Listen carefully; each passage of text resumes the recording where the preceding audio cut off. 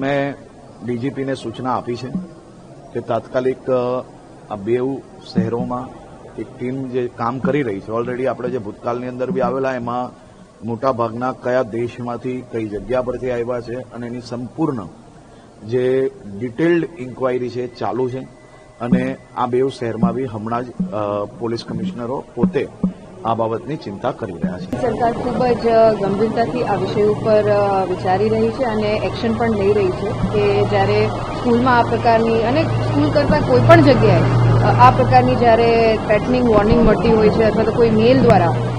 એને પ્રોવોક કરવામાં આવે છે ત્યારે સતત અત્યારે અમારા શિક્ષણ વિભાગ અને ગુજરાત સરકાર દ્વારા એની જાંચ પડતાલ થઈ રહી છે અને કડકમાં કડક એક્શન જે કોઈ આ દુષ્પ્રવૃત્તિઓ સાથે સંકળાયેલું હશે એના માટે સરકાર કોઈ પણ બાંધછોડ કરવા રેડી નથી અને કડકમાં કડક એક્શન લઈ અને એક સલામતી સૂચકતા રૂપે જળવાય એનો સતત પ્રયત્ન કરી રહી છે. फिलहाल अभी तक कोई भी हमें ऐसा ऑब्जेक्शनेबल कंटेंट या मिला नहीं है किसी स्कूल में. जो मेल है लॉरेंजो नाम से है और मेल के अंदर खालिस्तान का मेंशन किया गया है, बट मेल का जो ओरिजिनेटर है उसका इन्वेस्टिगेशन फिलहाल चल रहा है. સાંજ સમાચાર ફેસબુક પેજને લાઇક કરો, વિડીયો શેર કરો અને વધુ વિગતવાર સમાચાર માટે sanssamachar.net વિઝિટ કરો.